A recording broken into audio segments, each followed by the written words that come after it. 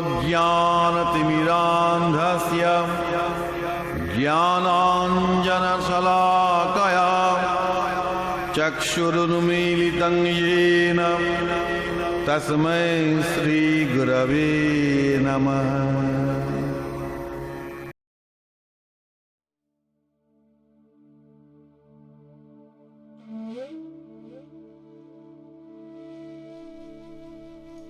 শ্রী গুরু জয়, শ্রী গুরু জয়, শ্রী গুরু জয়।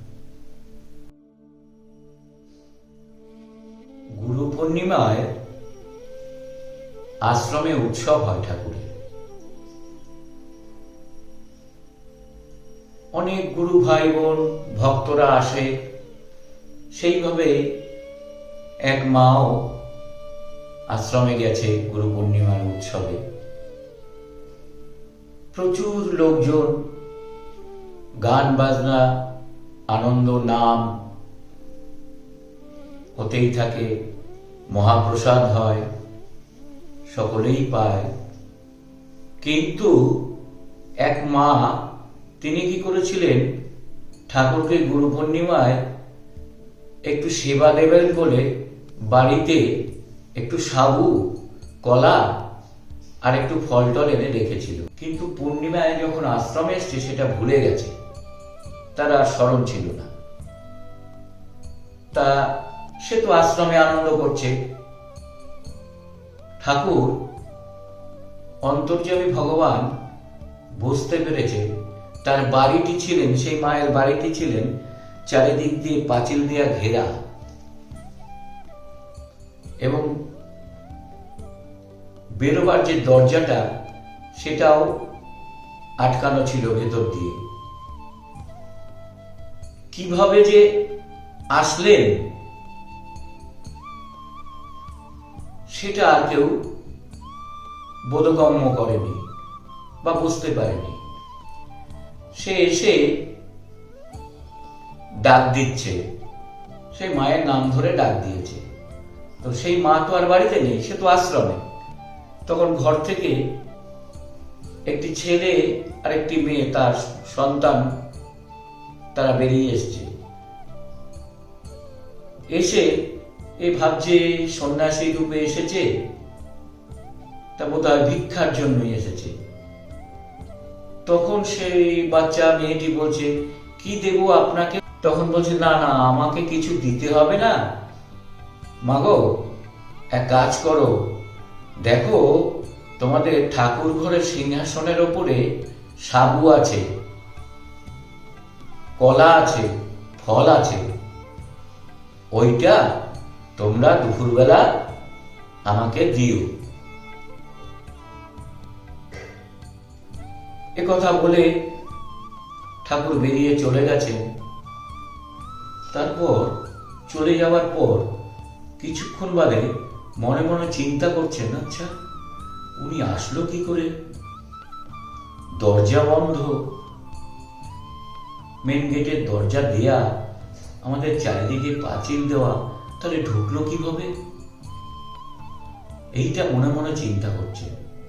চিন্তা করতে করতে করতে করতে তারা উদ্ধার করতে পারেনি যে কে হতে পারে, বুঝতে পারছি না।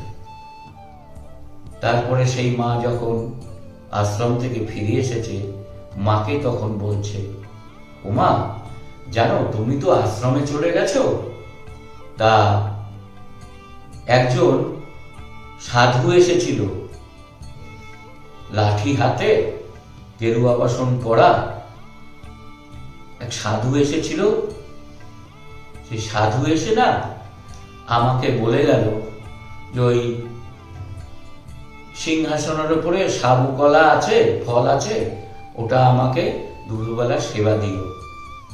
সেই মা মেয়ের মুখের এই কথাটি শুনতে পেরে ঠাকুর ঘরে ছুটে গিয়ে ঠাকুর সেই শ্রীপদ বিগ্রহটি ধরে বুকে আঁকড়ে ধরে খুব কান্নাকাটি করছে যে, ঠাকুর আমি তোমার এতদিন ধরে সেবা পূজা দিচ্ছি, আমাকে দর্শন দিলে না, আমার মেয়ে পুত্র দর্শন পেল, ওরা তো বুঝতে পারেনি তুমি অন্তর্যামী ভগবান, তুমি স্বয়ং নররূপী নারায়ণ, তুমি বুঝতে পারোনি।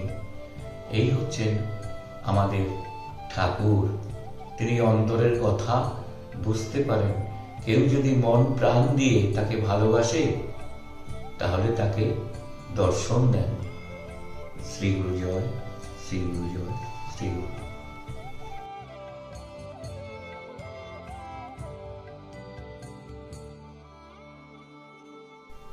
ঠাকুরের লীলার তো অন্ত নেই। আরেকটি লীলার কথা মনে পড়ে গেল।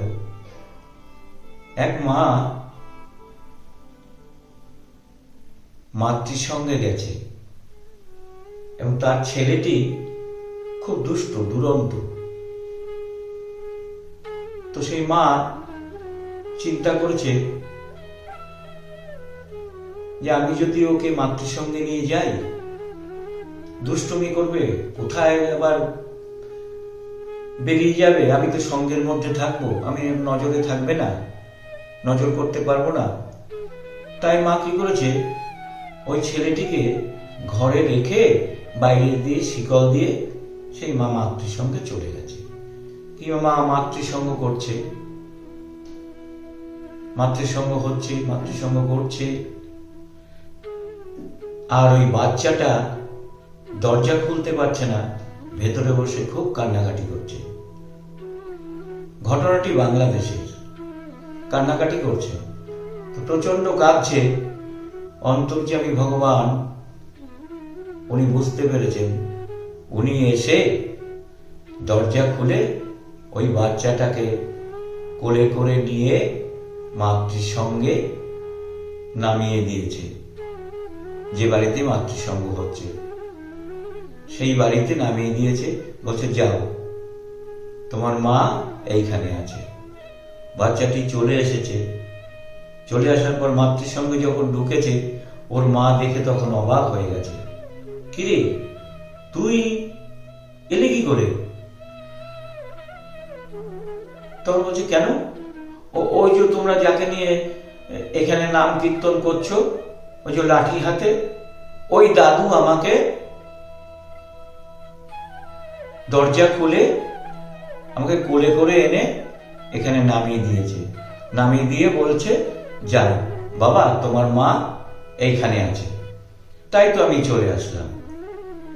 সমস্ত মায়েরা অবাক হয়ে গেছে, কি করে সম্ভব? সবই সম্ভব, কারণ উনি তো স্বয়ং ভগবান।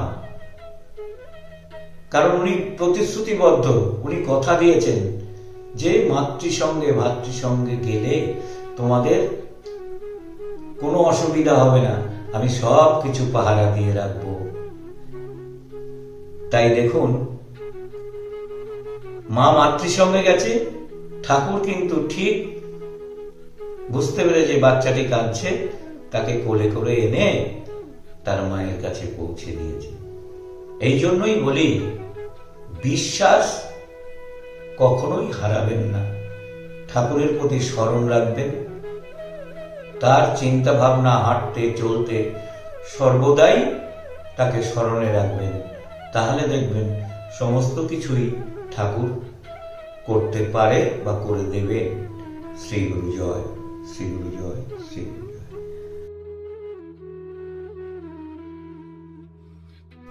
আজকে আমরা এখানে বিশ্রাম নিলাম।